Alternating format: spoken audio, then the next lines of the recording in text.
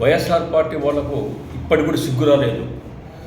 11 మంది ఎమ్మెల్యేలను గెలిపించారు ప్రజలు. మిమ్మల్ని తిరస్కరించి కనీసం మీకు ప్రతిపక్ష హోదా లేకుండా కూడా దివాలా తీయించిన సంగతి మర్చిపోయినారా దుర్మార్గులారా?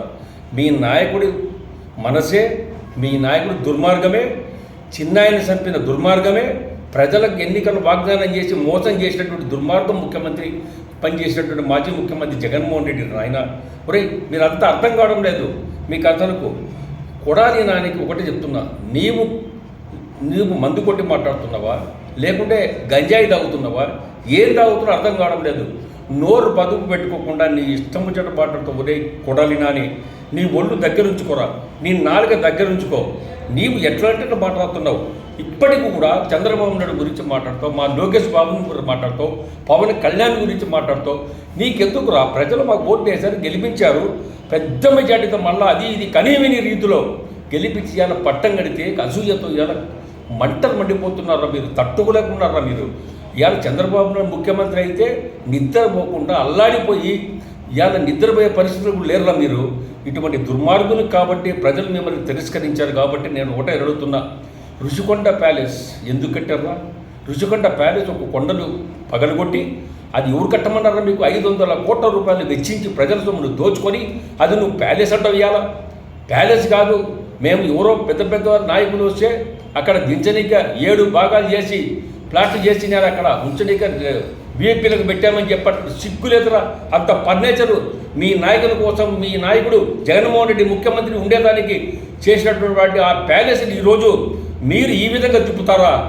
ఆ రోజాకు సిగ్గు లేదు, నీకు సిగ్గు లేదు, వాడు అంబటి రాంబాబు సిగ్గు లేదు, ఆ పేరు నానిగారికి సిగ్గు లేదు, వాడు వంశీ బేకార్ నాయుళ్ళంతా మీరందరూ మీకు చేతగాని దద్దమ్మ నా కొడుకులు కాబట్టే మిమ్మల్ని ప్రజలు ఈరోజు అడ్రస్ గల్లంతులో కూడా ఓడగొట్టే పరిస్థితి వచ్చింది.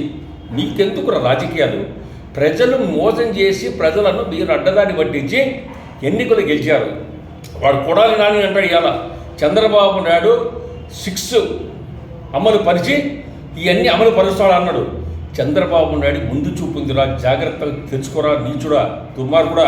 చంద్రబాబు నాయుడు గారి ముందు చూపుంది కాబట్టి ఎన్ని వాగ్దానాలు చేసి అన్నీ తీరుస్తాడు.